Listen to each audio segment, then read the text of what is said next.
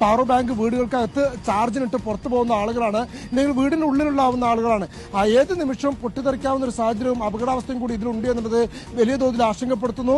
ഈ വീട്ടുകാരൊക്കെ തന്നെ പുറത്തു പോയതുകൊണ്ട് വലിയൊരു ദുരന്തം ഒഴിവായി എന്നുള്ളതാണ് അബൂബക്കർ സിദ്ദീഖും പറയുന്നത്. കുറെ കാലം, വർഷങ്ങളോളം വാടക വീട്ടിൽ താമസിക്കുന്ന അബൂബക്കർ സിദ്ദീഖ് അടുത്ത കാലത്താണ് ഇത്തരത്തിലൊരു വീട് നിർമ്മിച്ച വീടിലേക്ക് താമസം മാറിയത്. ആ വീടാണ് ഇപ്പോൾ പൂർണ്ണമായും കത്തി നശിക്കുന്ന ഒരു സാഹചര്യം കൂടി ഉണ്ടായിരിക്കുന്നത്. ഇപ്പോൾ പഞ്ചായത്തിൽ വീടിന് അപേക്ഷ നൽകി കാത്തിരിക്കുന്ന ഒരാൾ കൂടിയാണ് അബൂബക്കർ സിദ്ദീഖ്.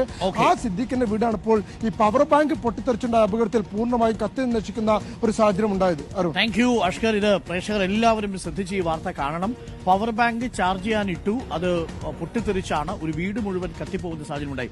നമ്മൾ പലപ്പോഴും സാധാരണ ഇതൊന്നും ഓർമ്മിക്കാതെ രണ്ട് കാര്യങ്ങൾ ചെയ്യും. തെറ്റായ കാര്യമാണ്. ഉറങ്ങിക്കിടക്കുന്ന സമയത്ത് മൊബൈലിൽ ചാർജ് ചെയ്യാനിടും. നമ്പർ 1 ഒഴിവാക്കണം. നമ്പർ 2 അതിലും കൂടുതൽ അപകടമുണ്ടാക്കാൻ സാധ്യതയുള്ളതാണ് പവർ ബാങ്ക്. പവർ ബാങ്ക് നമ്മൾ ഉറങ്ങാൻ കിടക്കുന്ന സമയത്ത് ചാർജ് ചെയ്തിട്ട് മിക്കവാറും കിടന്നുറങ്ങി രാവിലെ എടുത്തുകൊണ്ട് പോകലാണ് പതിവ്.